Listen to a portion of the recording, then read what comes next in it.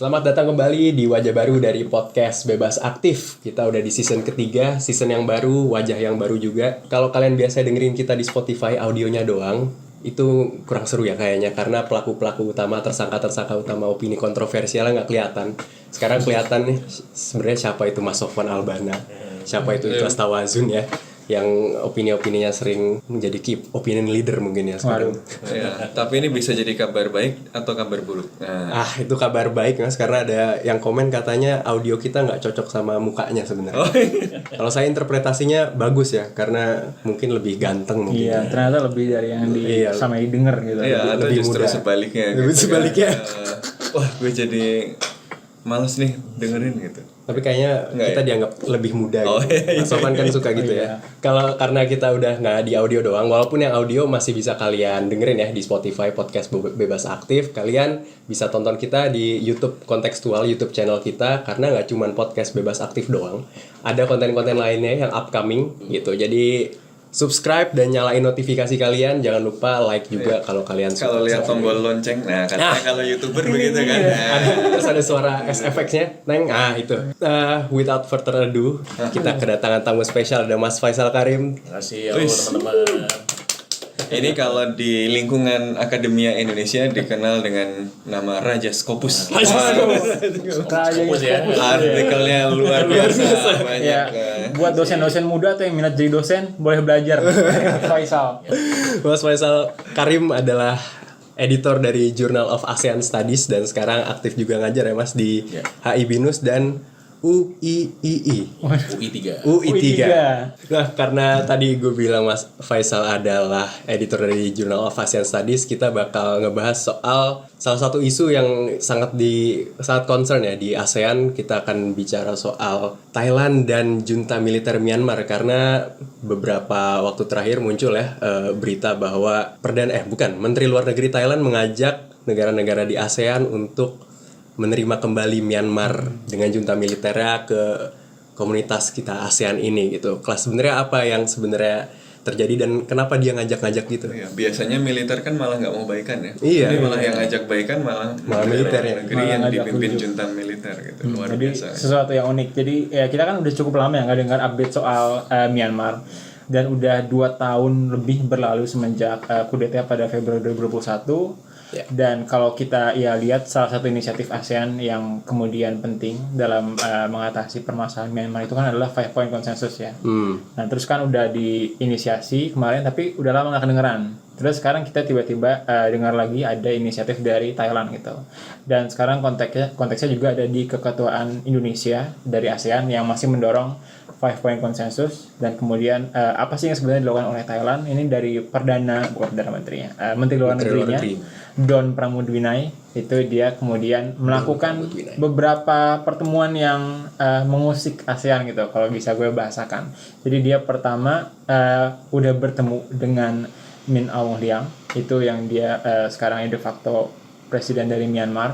Dan kemudian bertemu juga dengan Aung San Suu Kyi secara diam-diam, nengok di penjara ya? Gimana karena kan dia kan dianggap sebagai tapi baru klaim bukan sih yang sama Aung San Suu Kyi? Iya sih, nggak ada fotonya gitu ya, nggak ada opennya sih, jadi tapi baru klaim. Menurut beberapa sumber NUG katanya masih meragukan itu. Oke, ya masih meragukan. Tapi anyway Klaimnya begitu, betul. Terima kasih Mas Sofwan untuk koreksinya. Dan yang tidak kalah mengusik adalah dia juga mengajak negara-negara ASEAN plus partnernya juga ya.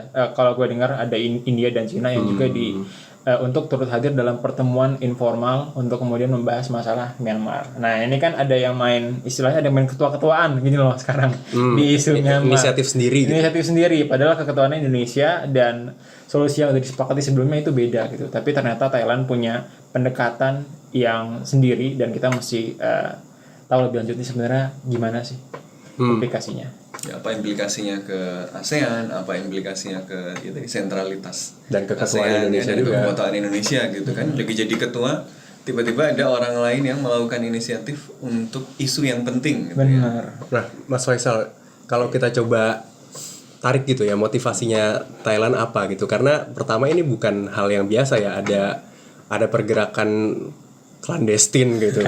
Clandestine dari salah satu negara ASEAN, dan isunya juga nggak main-main gitu soal Myanmar. Dan kontaknya juga dengan junta militer, di mana ya tadi kita udah ada 5 point konsensus. Jadi kalau Mas Faisal ngelihat peristiwa ini, motivasinya sebenarnya apa sih? Siapa namanya Menteri Luar Negeri? Don. Don. Kita Don ya, Don aja. Don. The Don. Bla bla bla. Bang Don. Iya. Gimana Mas? Iya sih, tapi kalau menurut gue ya, kalau lu cuma ngelihat aspek snapshot doang, mungkin kelihatannya rada wah kok beda ya. Tapi kalau lu tarik lebih dalam lagi tuh lebih jauh ke belakang lagi, kalau lu lihat sebenarnya emangnya Thailand ini kalau gue lihat kebijakan dia terhadap Myanmar itu selalu yang kita sebut dengan constructive engagement ya, Mas Sofwan ya. Jadi kalau kita tahu ada konsep constructive engagement ya, dulu bagaimana Indonesia pun juga part of the constructive engagement. Kita ngerasa kita nggak boleh ngebully Myanmar ya kan, Jangan diisolasi, harus disosialisasiin terus, dan 10 tahun digituin muncul di medio 2015 kan kita ngelihat ada perubahan ya kan, sehingga it works ya nggak sih, it works, constructive engagement works, tapi ternyata 2021 gagal. Tapi harus diingat itu Thailand tuh yang punya ide untuk constructive engagement. Simply menurut saya karena emang mereka paling dekat kan, ada 1,5 juta refugee di Myanmar ya kan, di sana artinya apa, yang paling kena ruginya emang Thailand. Jadi dari awal memang kalau gue lihat ya constructive engagement itu emang part of their foreign policy toward Myanmar. Nah, kalau lo lihat juga tahun 2021 waktu terjadi ya kisruh ini ya, kudeta ini, Thailand itu juga nggak se-wow Singapura, Malaysia ataupun Indonesia. Dia keep it really realistic, pragmatic. Oke, gue dukung 5 point konsensus, tapi ini jadi gue ngelihat emang Thailand tuh main aman, simply karena mungkin geographically dia sangat dekat. Jadi menurut gue kalau dilihat emang kesannya motivasinya kok kesannya memang berbeda, tapi sebenarnya at the core of their national interest, gue ngelihat it's just a continuation of what they believe kalau menurut gue.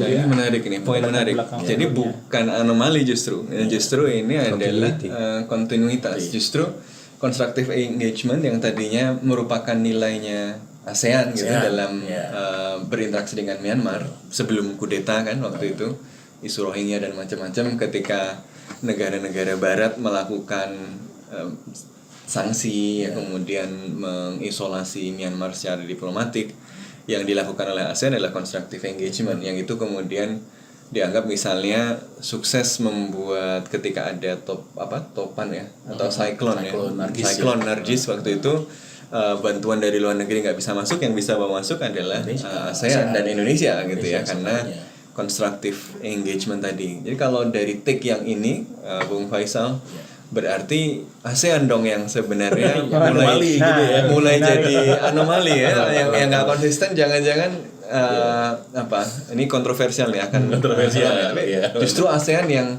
agak mengadopsi Barat nih sekarang, jadi lebih rules based gitu. Jadi Thailand lebih ASEAN daripada ASEAN Chat. Wah, nanti kita tanya sama Bu Retno.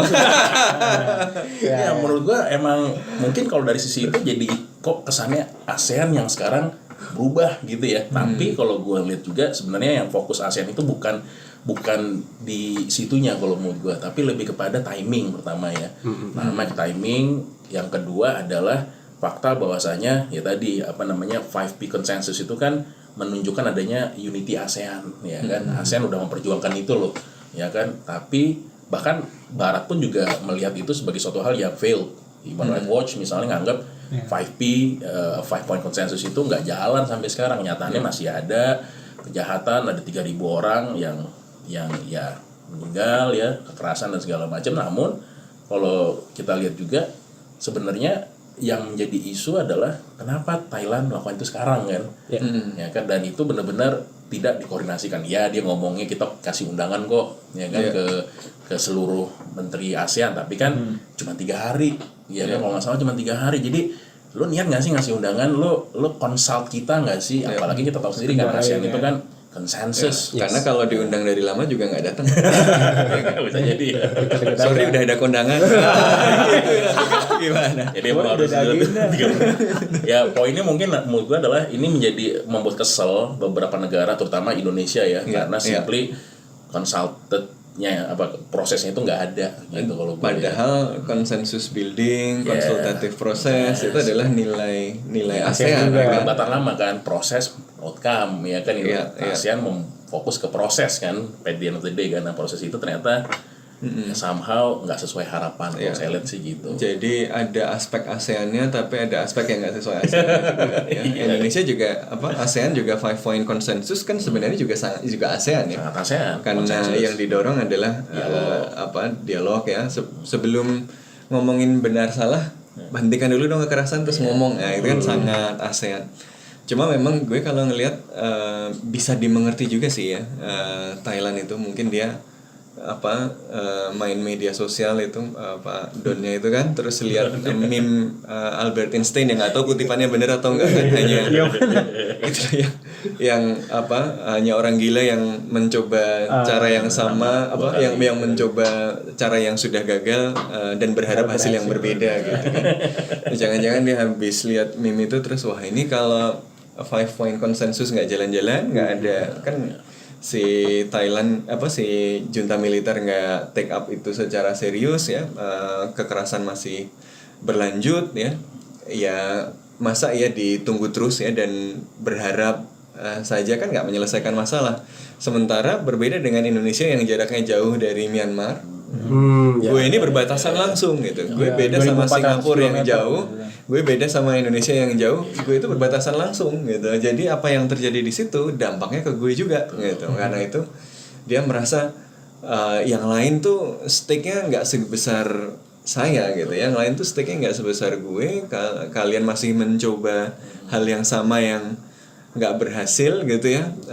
Tapi kok melarang kita melakukan uji coba baru gitu. Tapi sebenarnya kan memang jalannya dua ya, yang ada kelompok-kelompok nih Thailand dan beberapa negara di sekitar Myanmar yang mungkin lebih dekat yang pengen ya sudahlah realistis aja diundang lagi ya, to put in konteks kan, junta militer tidak diundang lagi ke acara-acara ASEAN ya sebagai tekanan, sebagai hukuman lah ya atas ketidakmauan dia untuk melaksanakan 5 point konsensus. Jadi sampai melakukan 5 point konsensus belum dijalankan. Nah si Thailand kan kemudian mendorong ya Kak, ini nggak bisa memaksa orang nih gitu ya untuk kemudian mengikuti 5 point konsensus, nggak apa-apa kita realistis aja, diundang lagi aja. Kalau nggak di engage, kalau nggak diajak dialog malah lebih parah, kita kehilangan kendali gitu ya atas apa yang terjadi di sana. Tapi ini logikanya kemudian bertentangan dengan yang lain. Betul 5 point konsensus nggak jalan, tapi justru kalau kita lembek sekarang malah nanti lebih junta militer lebih mengabaikan ASEAN lagi. Yang sekarang saja masih diabaikan, apalagi setelah diabaikan begitu ternyata ASEAN nggak punya harga diri, terus ya sudah deh kalau lu nggak mau gue tetap gue undang deh gitu kan. Tambah lemah lagi gitu kan. Nah, makanya malah justru ada yang mendorong bukan kurang lemah, bukan solusinya kalau ini nggak jalan bukan terus diundang, kita malah memberikan insentif untuk non compliance kan. Betul. Justru harus lebih keras gitu kan. Harganya berarti yang kemarin itu cuma nggak diundang itu terlalu kecil ya. Price-nya dinaikin. Price-nya dinaikin. Nah, ini Singapura posisinya kan, Indonesia saya kira beberapa circle di Indonesia juga mendorong semacam itu gitu ya. Nah, makanya memang ini tantangan juga ini memang untuk ASEAN unity juga gitu ya. Karena memang ya tadi ya kata Bung Sofwan, emang at the end of the day it's all about domestic politics ya Bang ya. Maksudnya Thailand pun juga akhirnya nggak ikutin konsensus ASEAN simply karena ya tadi mungkin nggak sih ada hubungan dengan kenyataannya emang sekarang kudeta juga junta Myanmar juga memiliki hubungan erat kan tentunya ya dengan junta militernya Thailand ya. Walaupun junta militernya Thailand sebenarnya udah di ujung semenjak pemilu kemarin kan. Pemilu kemarin di Thailand kan sebenarnya menumbuhkan semangat reformasi buat di Thailand karena dianggap ini adalah akhir dari rezim junta militer di Thailand kelas. Cuman perkembangan terakhir di Thailand kan kayaknya nggak gitu ya. Dimana Lim Jarunrat Mr. Pita ternyata walaupun kelihatannya cukup ikhlas ya dia menerima cukup ikhlas untuk menerima bahwa dia akhirnya nggak bakal jadi perdana menteri gitu ya. Yang tapi ini merupakan tren ke arah di mana junta militer di Thailand mulai menurun gitu kekuatannya. Kalau lu ngelihat dimensi domestik dari usaha Thailand untuk mendekatkan lagi junta militer Myanmar ke ASEAN itu ada di mana dimensi domestiknya gitu kalau perkembangan terakhir. Kalau menurut gue sih memang kalau yang namanya di antara junta militer ya, apalagi sekarang ketika dari dulu sih sebenarnya ketika ada konteks menyebar demokrasi seringkali meskipun bervariasi, ada yang kemudian junta militer lawan junta militer, tapi ada juga kasus-kasus di mana junta militer kemudian justru bekerja sama atau menemukan kedekatan satu sama lain gitu. Dan sepaham gue sih memang ada kasus ini di antara junta militer di Myanmar dan di Thailand gitu ya, sebagai ya kayaknya 2 junta militer itu gitu yang kemudian masih sekarang berada di Asia Tenggara. Dan kemudian hubungan di antara keduanya yang meskipun ada tendensi Thailand juga yang memang dia menjadi istilahnya frontier states, dari negara yang di depan yang akan menerima konsekuensi ketika terjadi bencana di Myanmar, itu menjadi satu insentif juga kan domestik. Jadi emang logikanya harusnya dilindungin lah gitu dari imigran atau resiko-resiko lainnya yang bisa muncul akibat instabilitas di Myanmar. Tapi di sisi lain juga gue yakin dari kedekatan terutama dari kudeta di Thailand ini jadi ada suatu insentif tersendiri gitu dari militernya untuk kemudian ya dia punya teman lain lah gitu di kawasan, paling enggak di Myanmar, kalaupun kemudian rule-nya itu harus berakhir di tahun ini gitu, jika kita kemudian terpilih menjadi perdana menteri. Tapi kalau dari sisi rakyatnya sih menurut gue apalagi kalau sekarang trennya termasuk dari PITA juga ya, karena juga mereka adalah gerakan yang progresif dan pro demokrasi, dan sikapnya ke Myanmar juga dari yang gue baca juga akan berubah gitu loh seharusnya, karena dia tidak kemudian turut mengaminkan atau memberikan leeway gitu untuk rezim di Myanmar itu untuk terus berada di bawah junta Min Aung Hlaing gitu. Jadi ada perubahan di domestic politicsnya kali ini menurut gue bisa sebenarnya tertranslate menjadi kebijakan luar negeri juga gitu di ASEAN, dan ini menjadi langkah yang signifikan kalau bisa kemudian kejadian, karena kan Thailand ya bisa dibilang satu-satunya yang lebih besar gitu lah. Kalau kita bicara negara-negara lain kurang kuat opininya terkait dengan Myanmar, tapi ketika Thailand misalnya udah berubah pikiran ya bisa aja kemudian ASEAN mengadopsi ambisi yang lebih ambisius gitu, resolusi yang lebih keras gitu ya, dinaikin harganya kemudian. Tapi ketika kondisi yang masih sekarang kita masih ada di deadlock gitu, karena nggak ada overlap gitu lah antara negara-negara ASEAN, ditambah bukan politik domestik ya, elit domestiknya Thailand gitu. Jangan-jangan karena itu juga Thailand jadi agak buru-buru gitu ya, karena outcome politik domestiknya masih belum pasti gitu kan. Masih bertarung sekarang, PITA udah mencoba maju kan masih gagal ya. Dua kali coba gagal, bahkan ketika dia ngalah ya sudahlah yang lain saja, Putai saja yang maju.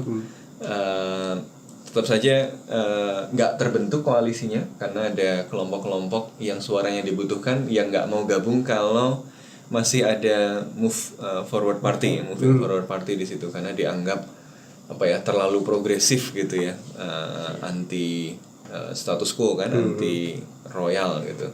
Nah ini yang ketidakpastian ini mungkin juga jadi konteks ya kenapa Thailand jadi begitu. Tapi menurut gue memang ada beberapa konteks domestik yang berpengaruh. Satu tadi yang disebut Bung Faisal tadi, bahwa yang Thailand adalah negara yang sangat terpengaruh ya oleh apa yang terjadi di Myanmar ya, jadi stake-nya lebih besar.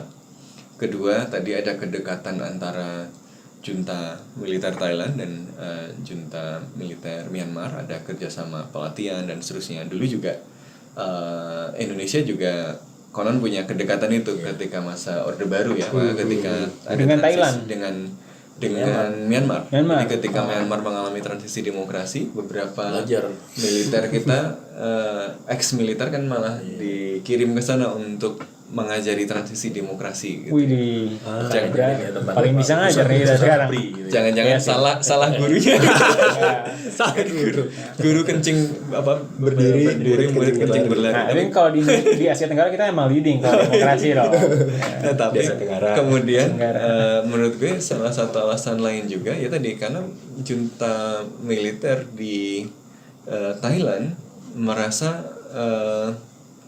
survival dari rezimnya juga bertautan dengan sikap ASEAN terhadap rezim Myanmar ini juga gitu. Oh iya benar juga. Karena Iya.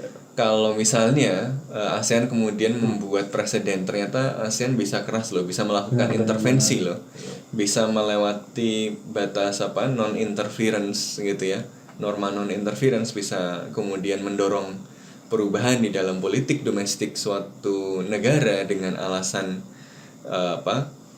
kekerasan terhadap masyarakat sipil, pengambil alihan kekuasaan secara tidak demokratis, gue bisa kena juga dong gitu. Betul. Pertama Myanmar, tapi nanti kalau di Myanmar bisa, nanti akan ada orang-orang yang dorong kalau gue intervensi lagi Thailand juga dong gitu. Oposisinya kan sama-sama pakai 3 jari. Iya. Oposisinya Thailand With lines. 3 jari kan. Oposisinya Myanmar juga 3 jari gitu. Di Indonesia 3 Oposisi jari. Indonesia. Gue tahu arahnya Soalnya kemana. oposisi Indonesia nggak pada baca. Gue tahu arahnya kemana. Bacaannya lain, segmen demografisnya lain. Demokrasinya lah ya. Jadi kalau oposisi Indonesia begini 5 jari gitu kan. Tapi kalau mau fair-fairan emang dulu Thailand juga kudeta kan 2014 ya. Iya, tapi ASEAN nggak ngapa-ngapain kan. Ya. Nah, meskipun agak beda konteksnya, tapi juga di Thailand udah terjadi berkali-kali. Karena mungkin kalau gue sih ngeliatnya harapan kepada Myanmar tuh lebih besar gitu kan. Iya. Karena Thailand lebih, meskipun nggak bisa dibilang full demokrasi juga, tapi lebih develop lah gitu secara demokrasinya, dan tetap ada parlemen dan lain sebagainya. Meskipun di otak-atik, kalau Myanmar kan benar-benar junta, bubar semua gitu kan, yang lain jadi perang sipil, jadi kekacauan di mana-mana. Jadi agak mungkin ada dimensi berbeda itu juga dari perbedaan Myanmar dan Thailand. Makanya sikap keduanya nggak sama gitu, meskipun risk itu ada. Tapi menurut gua mungkin kita coba ngelihat lebih berprasangka baik ya sama Thailand ya. Kalau kita lihat juga sebenarnya semakin kita nge-push Myanmar sendirian gitu ya. Kita ngelihat at the end of the day ASEAN menjadi apa sih? Menjadi lahan atau tempat bertarungnya great power rivalry, ya kan? Simply karena sekarang Myanmar nggak perlu ASEAN. Myanmar akhirnya apa? Ya cari induknya yaitu Cina. langsung Cina malah langsung masuk ke situ. Senang, dan kita tahu sendiri di perbatasan Thailand sama Myanmar itu free trade zone area semuanya udah dikasih ke Cina. Nah kan artinya apa? Sebenarnya isunya adalah saya melihat ya mungkin ada benernya juga kita mengengage junta, karena at the end of the day dia adalah stakeholder yang sekarang lagi berkuasa di Myanmar. Kalau lu secara de facto karena dia pegang senjata. Dan dia megang birokratisasi dan lain sebagainya, dan at the end of the day kalau kita semakin membuat Myanmar dekat sama Cina, maka yang terjadi adalah ya disunity yang lebih dalam di ASEAN. Walaupun tentunya sekarang pun udah disunity ya, maksudnya dengan Thailand akhirnya tidak berkoordinasi dengan ASEAN atau Indonesia, dan Myanmar juga semakin tarik. Makanya nggak heran kalau gue lihat Jokowi juga statement kan beberapa waktu yang lalu di KTT mengatakan ya ASEAN jangan cuma jadi tempat di mana Jangan jadi proxy war, tapi kenyataannya tidak terjadi kalau menurut gue gitu. Jadi emang harus ada terobosan dan ya itu tadi pertanyaannya kan terobosannya itu makin lunak atau makin keras gitu kan. Iya, tapi nevertheless harus ada semacam inovatif policy, dan gue harap itu Indonesia ya kan, karena simply dari namanya dulu Jakarta Informal Meeting ya, kita tahu perang Vietnam sama Laos gitu kan, Kamboja ya kan, ternyata ya cara Indonesia tuh. Tapi ini menarik nih, karena kalau Thailand sekarang kita kritik bergerak sendiri di luar keketuaan, Jakarta Informal Meeting adalah contoh Indonesia itu perilakunya kayak Thailand sekarang, ya kan? Yang jangan Thailand belajar juga dari Indonesia. Indonesia gitu. Yang dulu kalau nggak salah yang pegang siapa? Thailand ya. Tapi yang gerak begitu. Jadi posisi negara-negara ASEAN yang lain pada waktu itu beda gitu. Jadi nggak selesai Indonesia yang kemudian maju Ya kan? dengan Dan Jakarta membuat karena informal meeting. hal yang sama Jakarta informal Jadi meeting. ada track. Jadi jangan-jangan Thailand memang Dendam tak terbalas. Gitu. kesempatan nih gitu. Apa nih? Lo dulu gini. Iya betul. Mungkin emang itu what it takes to menghasilkan output sesuatu di ASEAN mungkin. Karena kita ngobrol-ngobrol terus. Udahlah, kerjain aja sendiri. Orang nggak dapet apa-apa. Apa emang harus gitu? Emang harus gerak sendiri. Kayaknya Menarik deh, karena opini yang populer di Indonesia sebenarnya yang lebih keras gitu ya. Kalau kita lihat teman-teman di CSIS atau teman-teman yang di circle pembuat kebijakan ini, Circle policy lainnya. Faisal nih Faisal circle polisi juga. luar biasa nih. Soalnya mungkin menurut gue juga simply karena memang kita udah fed up dengan constructive engagement kan, it failed gitu kan, maksudnya 10 tahun kita di Indonesia dihajar sama ini, tapi 2014-15 itu menghasilkan suatu perubahan kan, Aung San Suu Kyi jadi ya Perdana Menteri quote unquote dan lain sebagainya, tapi 2001 everything scrambling ya kan, sehingga ya apakah kita akan melakukan hal yang kedua yang sama, tapi kenyataannya pendekatan yang lebih keras pun ya kan, dengan 5 point consensus, dengan bahkan saya ingat banget Indonesia tuh nggak pakai 10 negara ASEAN bersepakat 5 point consensus, tapi 9 negara ASEAN plus junta. Artinya emang itu menunjukkan bagaimana lo nggak level sama gue lo, tapi karena lo in charge, gue ikutin deh lo dalam kesepakatan ini. Tapi kenyataannya walaupun kita keras, toh Myanmar nggak berubah gitu. Myanmar juga langsung ke Cina ya kan. Jadi Thailand lihat itu kalau menurut gue. Jadi ya, jadi relasinya itu nggak cuma antara ASEAN dengan Myanmar, tapi antara konstelasi politik yang lebih besar lagi gitu ya. apalagi kegagalan ini membuat akhirnya Amerika Serikat pun membuat ya kuat ya kan. Artinya it seems that ASEAN process doesn't provide any outcome. Apa justru sebenarnya solusinya ASEAN adalah ASEAN mundur aja? Maksudnya, udah saya diam, saya mundur ke kursi belakang gitu ya, karena ini problematik, kita serahkan kepada siapa yang bisa menyelesaikan. Jadi bukan driver seat lagi ya. Driver seat untuk kasus Myanmar. Tapi masalah kan nggak ada yang benar-benar interested buat nyelesain juga. Amerika Serikat nggak ada, Cina involved tapi ya udah ngebantu aja gitu kan, kayak keep the regime floating. Jadi sebenarnya kalau buat gue kadang-kadang dilemanya apa ya, adalah sebenarnya goalsnya itu apa gitu. Maksudnya kan kalau kita bicara 5 point consensus, berarti kan yang pertama nyelesain dulu dari konfliknya gitu kan, kekerasan dihentikan. Gitu. Tapi meskipun nggak di-mention juga aspirasi ke depannya seperti yang udah dilakukan juga sebelumnya, gimana kemudian rule di Myanmar bisa lebih demokratis juga kan. Itu implicit hope-nya gitu kalau gue nangkepnya. Tapi kemudian kalau kita cuman fokus ke gimana stabilitas ASEAN dan kemudian nggak jadi tempat proxy war segala macam, ya maka sebenarnya masalah yang ada di Myanmar sekarang ini bukan primary problem dong kalau junta, tapi as long as they are not problematic gitu ya, kalau misalnya ya bisa dibuang aspek problematika, kemudian ya nggak terlalu urgent kemudian untuk mendorong perubahan dalam derajat apapun gitu ya di Myanmar gitu. Berarti masalah-masalah kayak gini, kalau berdasarkan tadi, masalah-masalah kayak gini akan selalu tidak menjadi prioritas di ASEAN. Iya, pertama kan emang ASEAN gue sih bilangnya not built buat kemudian bisa bersikap kepada ini kan, karena prinsip non interference dan kebiasaan konsensusnya dari dulu lebih ke ya udah ngebangun community aja gitu, ASEAN Economic Community dan lainnya. Iya, dan nggak bisa buat menghadapi ini. Jadi usaha-usaha kesana sekarang kan yang kita lihat ada, ya menurut gue ini bagian dari berbagai ragam inisiatif gitu ya, untuk kemudian gimana ASEAN bisa address hal-hal seperti ini. Berkali-kali kita ngebahas ASEAN di podcast ini dan kebanyakan emang soal Myanmar ya. Dan kenapa masalah ini nggak kelar-kelar gitu. Dan salah satu problemnya mungkin kebanyakan ngobrol mungkin ya. Dan nggak ada tindakan. Dan sekarang nih ada beneran tindakan dan tadi Mas Sofwan sempat singgung kok mirip-mirip kayak Barat gitu, rule based dan macam-macam. Belum mirip menuju ke sana. Agak lebih keras dari biasanya. Lebih keras dari biasanya untuk ukuran ASEAN lah ya. Untuk ukuran ASEAN. Nah, kita kan sering diundang gitu. Ini banget ya. Nah, kalau ngelihat tren ini kan sebenarnya agak mungkin di satu sisi anomali atau mungkin kan kontinuitas ya, cuman kan nggak sering kejadian ini kejadian kelas, karena lo yang sering ngebanding-bandingin dengan EU dan lo juga ngerti juga soal EU.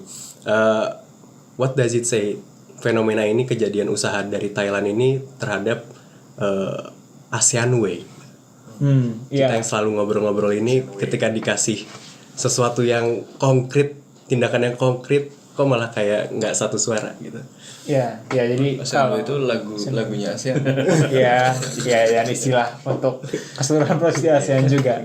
Ya, jadi kalau mungkin salah satu istilah yang paling sering gue gunakan juga di podcast Virus Aktif ya, ini kan EU sama ASEAN kan two different beasts gitu. Tapi menurut gue tetap ada worth some comparison.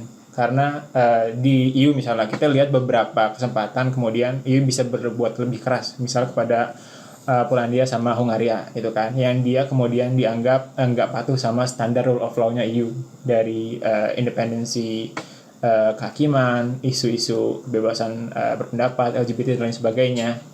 Dan itu kemudian EU bisa bertindak keras di situ karena dia ada leveraging power gitu, ada bargaining chip-nya. Salah satunya kayak funds dari EU yang diberikan ke Polandia dan Hungaria, yang mereka merupakan resipien besar gitu dong. Istilahnya kalau lo nggak dapet dari EU, kalau lo nggak patuh sama EU, lo nggak bakal dapet sekian ratus billion euros gitu. Dan meskipun nggak keluar keanggotaannya gitu kan, karena ya itu bukan mekanisme juga di dalamnya, tapi itu merupakan sesuatu yang baru. Nah itu adaptasi EU dan khususnya European Commission untuk kemudian bisa bersikap lebih keras. Mereka satu, menurut gue ada enforcernya, European Commission, dan dua, mereka juga ada jelas gitu what they stand for, rule of law dan standar kebebasan hak asasi manusia lainnya. Kalau ASEAN nggak jelas gini ya. Pertama ada ASEAN Sekretariat, oke. Tapi kan itu kan lebih kayak sekretariat pelaksana, buat koordinator gitu lah, buat kalau ada ASEAN Forum atau segala macam kita bikin ruang, kita bikin engagement kayak gitu. Jadi nggak ada peran enforcer yang jelas itu. Dan kedua, nggak jelas juga kita stand for apa gitu. Kalau kita stand for democracy ASEAN, kita pasti menyikapinya dengan jelas gitu kan. Tapi ini bukan originally what ASEAN meant for, lebih ke stabilitas kawasan, perdamaian. Jadi emang arahnya tuh pasti ke situ awalnya, tapi karena sekarang juga ya ada masuk-masuk ke nilai demokrasi gitu ya, meskipun nggak eksplisit dinyatakan, menurut gue ada arah-arah situ. Cuman ya dalam institutional setting seperti ini agak susah untuk kemudian mau diwujudkan. Dan ini menurut gue sih ASEAN Way apa ya satu pernyataan yang benar menurut gue, ASEAN Way jadi nggak bisa dipakai buat hal-hal kayak gini gitu ya. Sejauh ini masih terbukti nggak bisa, jadi gue berani bilang nggak bisa kayak gitu. Dan kedua, kemudian gimana kemudian nggak bisa ASEAN ini kemudian the ASEAN Way menjadi tidak bisa diterapkan dalam kasus Myanmar. Dan kedua ya ini kemudian memberikan pertanyaan kita kemana ke depannya, karena ketidakmampuan apa ya istilahnya, ini kan Myanmar ini di luar skop gue gitu loh, di luar original skopnya ASEAN, tapi ini akan terus menjadi pertanyaan yang tidak nyaman dari dalam daging gitu ASEAN moving forward. Karena ya orang nganggap ya harusnya kita menjadi wadah ketemu gitu ya, meskipun sekedar itu, tapi harusnya bisa menghadirkan solusi seperti itu. Tapi dalam ekspektasi cara kerja institutional setting ASEAN sekarang, it cannot work seperti itu gitu menurut gue. Dan Mas Faisal, berarti kalau dari apa yang Ikhlas bilang, gue bisa bilang kalau ASEAN kan dibuat udah lama ya dengan nilai-nilai tersebut dan masih bertahan sampai sekarang juga karena konsensus para negara-negaranya. Mas Sofwan juga pernah bilang dan pernah di-quote juga di sosmed kita kalau ASEAN Way itu what ASEAN states make of it gitu. Kalau berdasarkan itu, apakah what ASEAN states make of it-nya itu udah obsolete melihat tantangan-tantangan yang ada sekarang, atau emang masih bisa sustainable gitu? Ya menurut gue ya tadi ya ASEAN tuh beda sama EU.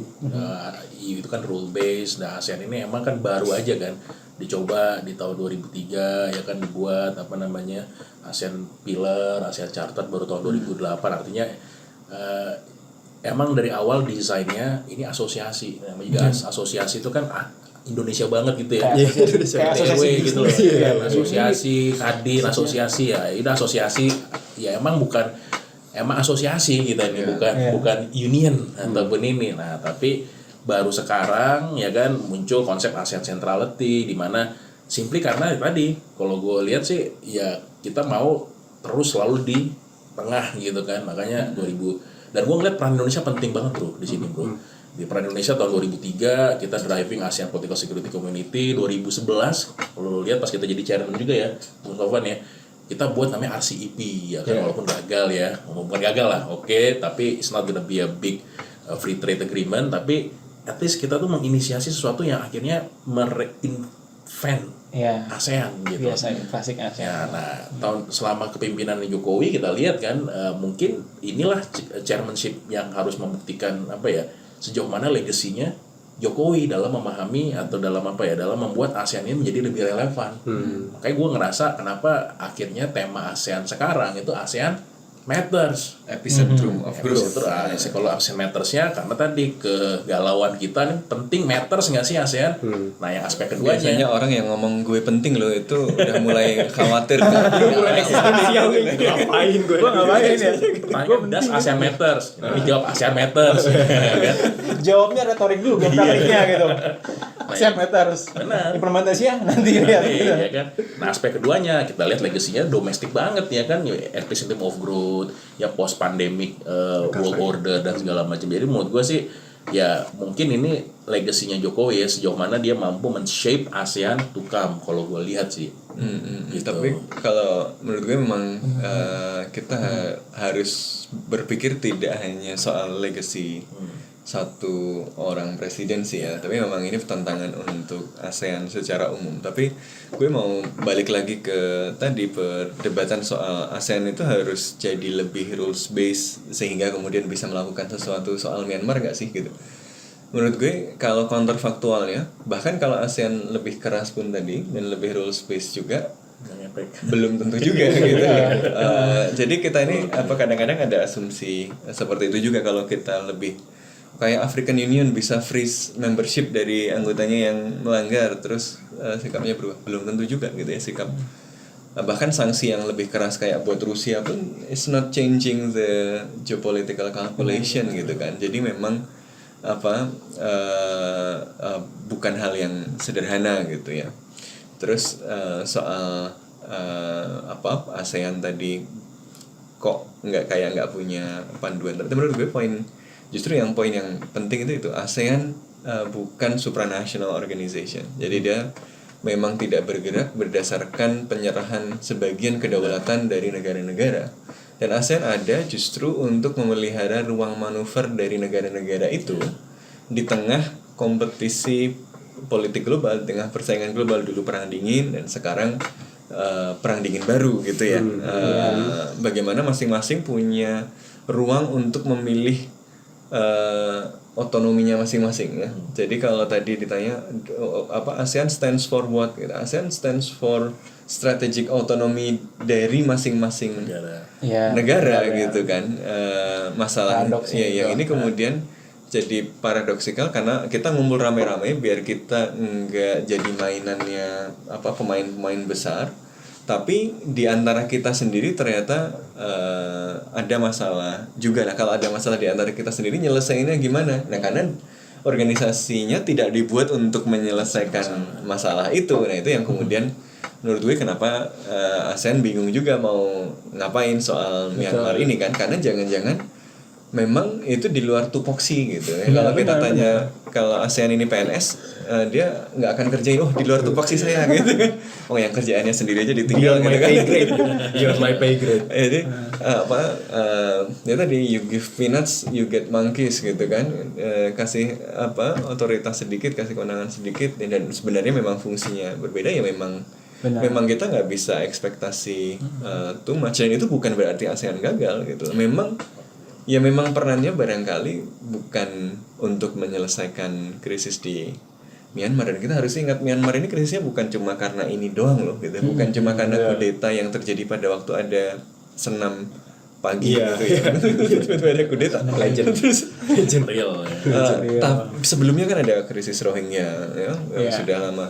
Ada konflik antar etnis yang macam-macam. Jadi kita harus definisikan juga menyelesaikan Myanmar itu menyelesaikan yang mana. Kalau mau campur tangan yang mana? Mengalihkan Aung San Suu Kyi jadi pemimpin yang sah gitu ya. Atau mengembalikan proses demokrasi di Myanmar, stabilitas di Myanmar misalnya. apa termasuk sampai menyelesaikan persoalan Rohingya atau bagaimana menyelesaikan sampai perang sipil di Myanmar, kan milisi-milisinya masih aktif ya sampai sekarang gitu. Aktif banget itu juga banyak ya. Dan seterusnya. Jadi problem Myanmar itu nggak cuma kudeta gitu ya, dan dari dulu juga nggak selesai gitu.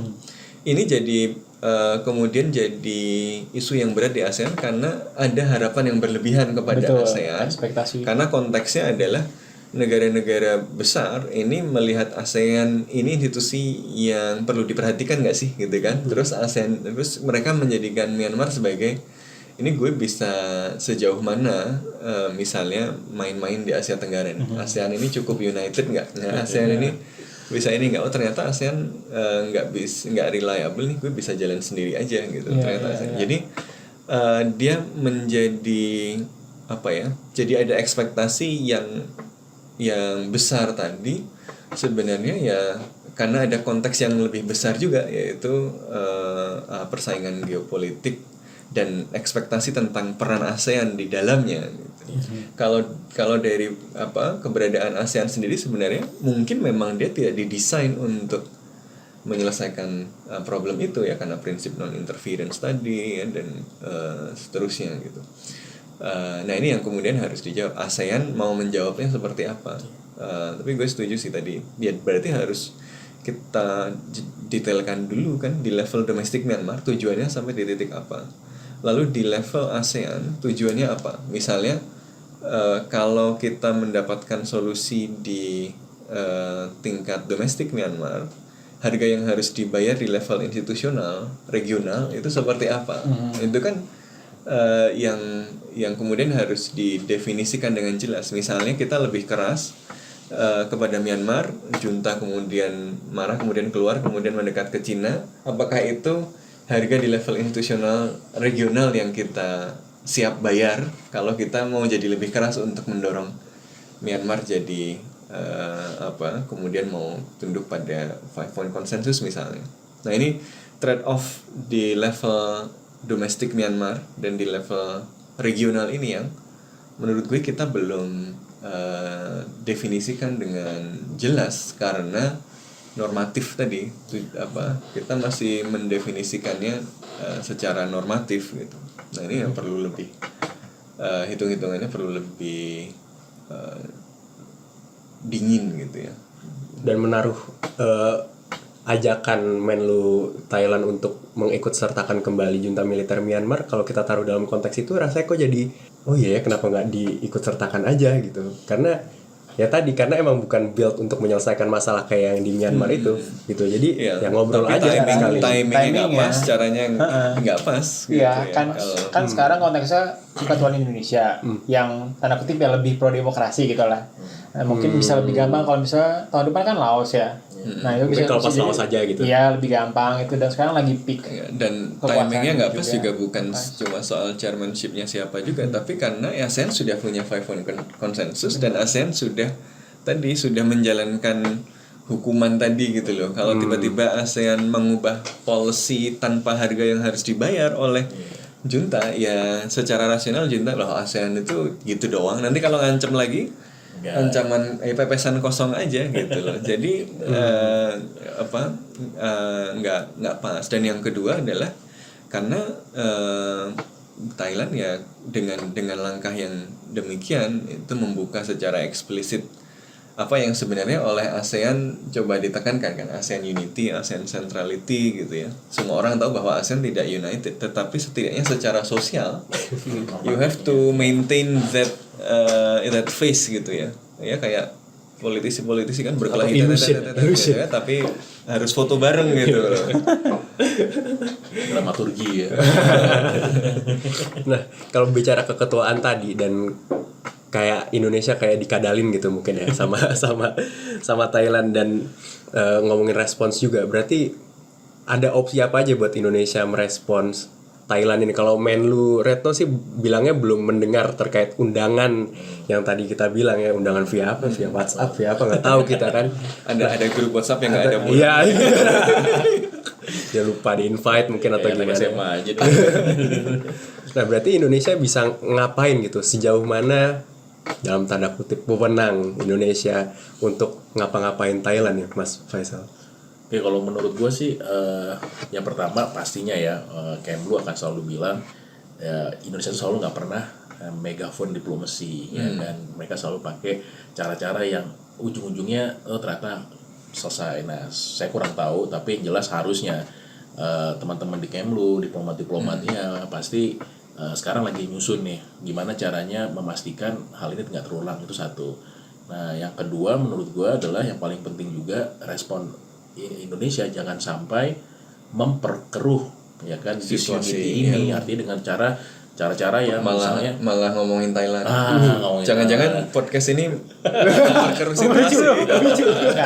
Ya. Iya kan? Kan kita memperjelas publik gimana melihatnya, gitu.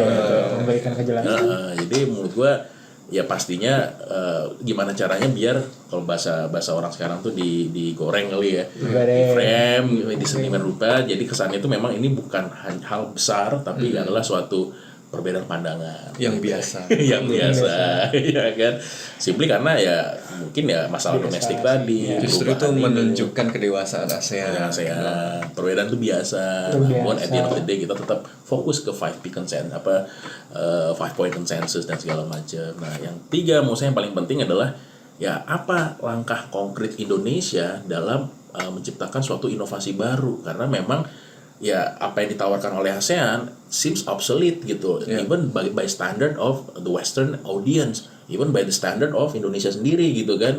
Beberapa kalangan juga ngerasa ini nggak jalan-jalan nih, ya kan. Nah, saat Thailand membuat kayak gitu, ini harus menjadi trigger bagi kita. Let's refocusing our policy gitu loh, terutama untuk ASEAN. Apalagi Jangan-jangan maksudnya Thailand memang itu. Ini nggak bisa maju-maju nih. Ya, gue kerjain aja begini kan. Playing for dimensional chess. apalagi kita sampai Desember kan, walaupun September kita udah penyerahan lah Positive ya. thinking. Nah, kita nyerahin keketuaan kita di Laos, tapi kan at least everything can happen till December, dan itu dalam keketuaan ASEAN-nya Indonesia itu harusnya kita tetap memitigasi itu menurut saya. Jadi 3 aspek ini sih menurut saya harus menjadi respon penting dari Indonesia gitu menurut gua, Raffi. Ya, damage control, damage control, perbaikan institusional dan solusi dari konkret. Indonesia dan Indonesia yang harus main, karena menurut gua at the end of the day kita tetap primus inter pares gitu loh, kita yang paling utama dan everyone might listen to us. Mungkin Thailand mungkin banyak yang nggak listen gitu ya. Tapi gue agak skeptis primus inter pares tuh, kayak orang Indonesia itu selalu bilang kita ini negara besar, kita ini Gitu ya, primus setuju inter ya. pares. Jangan-jangan enggak gitu. Jangan-jangan kita aja yang Tapi gue masih percaya kok banyak orang yang at least orang ASEAN. Nah, Benar-benar. kalau kita lihat fenomena terakhir, perbedaan perilaku dari Thailand dibandingin negara-negara ASEAN lain, kan sebenarnya kita juga bisa merefleksikan terkait unity-nya ASEAN gitu dalam berbagai tantangan. Kita ada sempat ngebahas juga soal AUKUS dan ternyata sikapnya nggak sama gitu ya, Indonesia, Singapura dan lain-lain, kita nggak satu suara, dan ada tantangan-tantangan lain geopolitikal di Rusia dan Ukraina juga yang membuat ASEAN kayaknya perlu apa ya, regrouping lah, ngobrol yang lebih serius lagi gitu. Nah, kalau menurut kalian nih, gimana cara ASEAN ke depannya di bawah keketuaan Indonesia ini memulihkan persatuannya menghadapi tantangan-tantangan yang tadi gue sebutin gitu, karena ini tantangannya banyak dan kedepannya kita harus sustainable lah sebagai sebuah region gitu.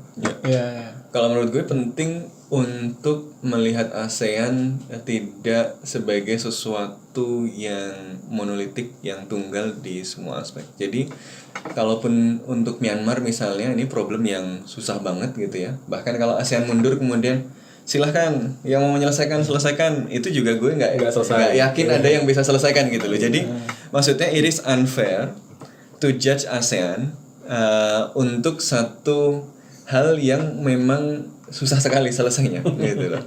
Jadi perlu untuk melihat ASEAN dan yang dihadapinya itu sebagai sesuatu yang kompleks, dan Myanmar is an important problem but not the only problem gitu. Sehingga jangan diakses misalnya centrality dan unity itu cuma dari Myanmar satu doang. isu ini saja gitu ya. Kayak pandangan pemerintah. Jadi ya Cocok nih. Nanti jadi jubir. ya dan apalagi media kan bad news is good news. Kadang-kadang kita Iya, fokus iya. ke Iya. hal yang jelek. Ya maksudnya realistis saja gitu loh. Maksudnya PBB disuruh nyelesain Myanmar bisa Benar, nggak benar, gitu. benar. Karena ini masalah yang sangat kompleks. Bahwa kita berharap ASEAN bisa berkontribusi, iya gitu. Tapi kita juga harus aware dengan keterbatasan ASEAN, keterbatasan negara-negara anggota ASEAN dan seterusnya untuk kasus Myanmar. Jadi yang bisa dilakukan apa kalau dia nggak bisa dorong di kasus ini? Ya pastikan progres di tempat-tempat lain yang bisa Kelihatan gitu ya.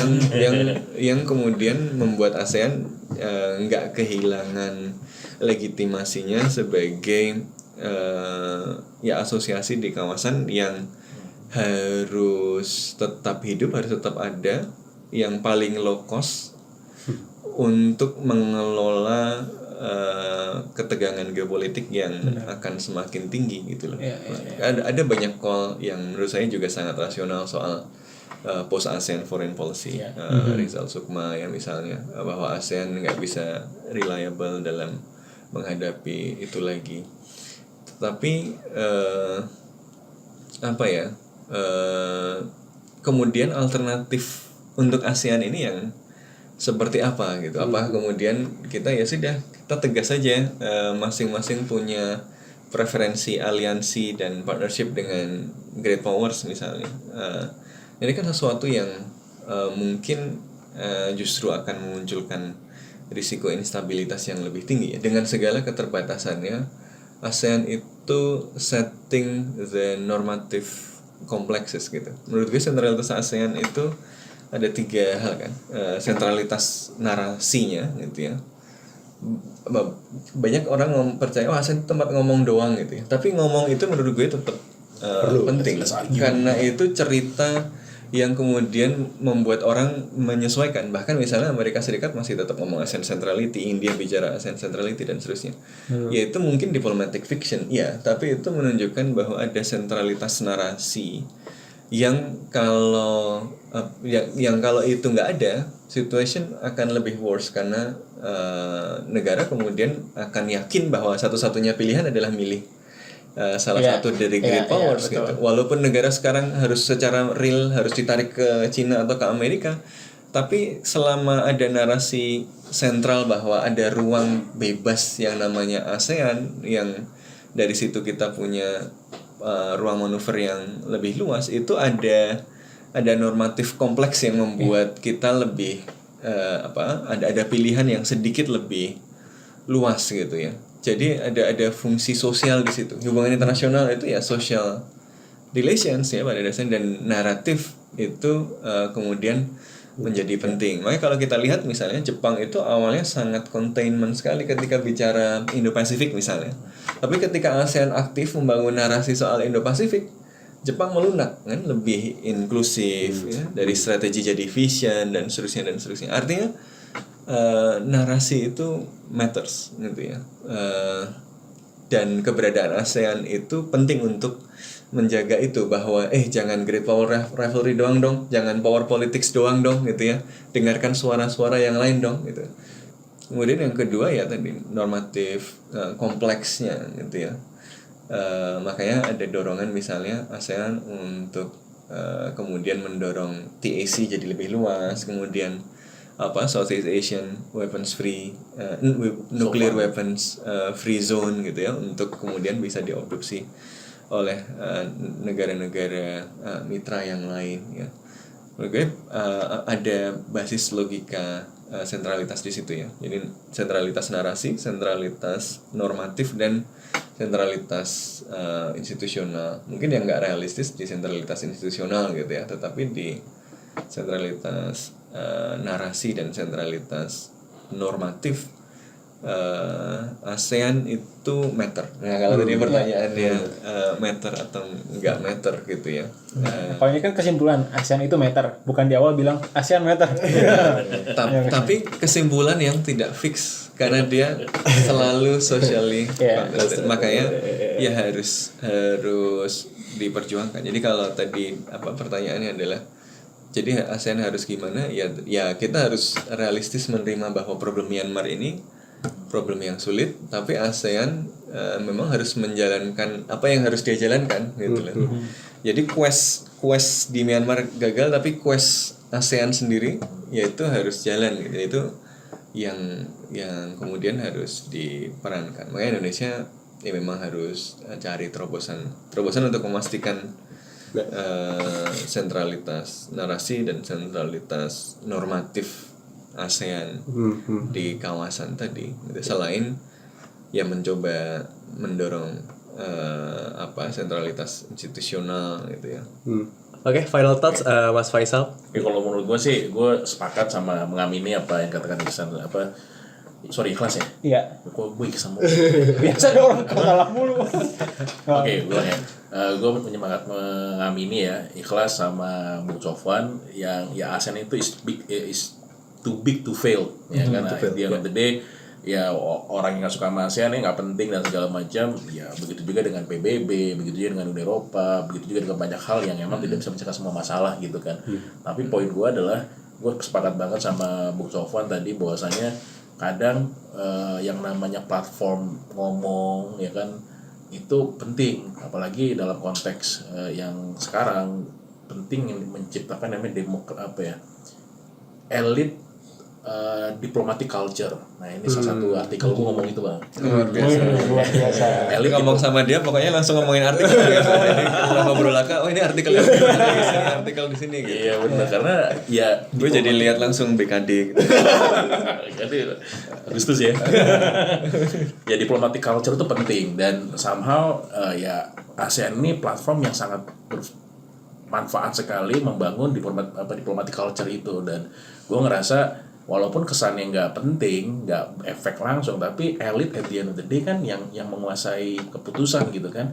Nah tatkala diplomatic culture di elit udah sama ini, gue yakin sih ya isu-isu banyak hal ya itu bisa terselesaikan banyak lah, walaupun ya nggak semua. Nah itu yang pertama. Yang kedua gue sepakat juga sama Ikhlas bahwasanya ya harus move on, bahwasanya ASEAN itu nggak cuma masalah Myanmar. Gue sepakat banget ya itu kelemahan kita, tapi kan masih banyak yang lain ya kan. Masih banyak ASEAN plan on integration ya kan, ASEAN integration plan, ASEAN community dan segala macam, dan itu mungkin lebih berimplikasi banyak ya kan.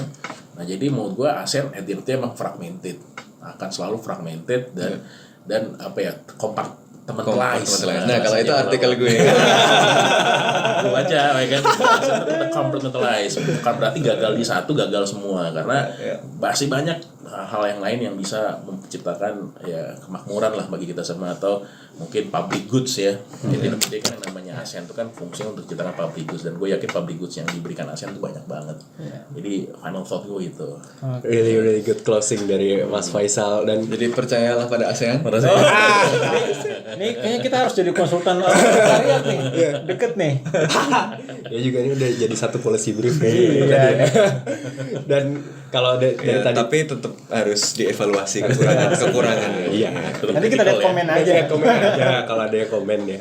Nah mungkin teman-teman juga kayak seru nih thoughts-thoughtsnya dari Mas Faisal gitu ya. Kalau dari tadi nyadar sebenarnya di sini ada apa nih kelas ya?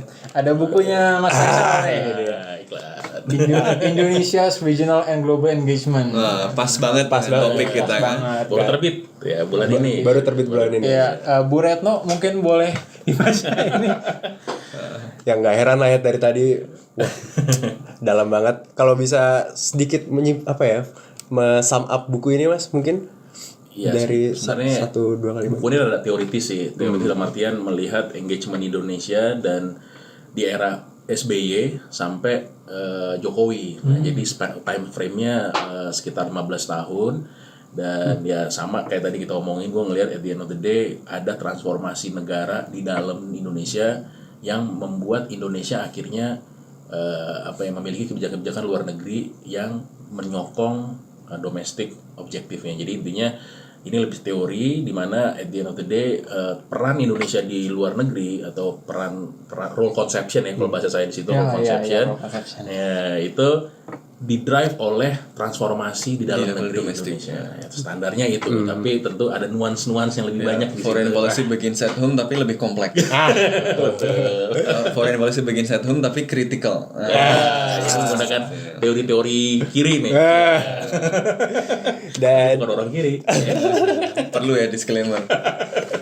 menarik nih, jangan lupa dibeli dan juga jangan lupa dikutip ya berarti ya, jangan lupa Itu dikutip. penting. Oh, penerbitnya Routledge nih, mantap. Mantap. Oke, terima kasih Mas Faisal sudah datang ke podcast Bebas Aktif. Mungkin bisa kita undang lagi kapan-kapan kali ya. Dan lagi bukunya udah buku lain lagi. Udah buku lain. Wah, Bung Sofwan. Kalau gitu sekian dulu dari podcast Bebas Aktif season ketiga episode kedua. Kalau kalian merasa konten ini memberikan insight dan pasti ya memberikan insight, di like. Optimis sekali. Lah. sangat ASEAN. Iya. Jadi di like nih, di like. Ada di mana sih di like, di subscribe dan nyalakan apa ya Mas? Lonceng. Notifikasi. Nyalakan lonceng tanda bahaya. Karena setiap kita ngeluarin konten emang tanda bahaya. Ya, karena ya kita bakal ada konten-konten baru lagi, tungguin aja di Kontekstual YouTube channelnya. Kita ketemu lagi di podcast Bebas Aktif episode selanjutnya. Ciao. Ciao.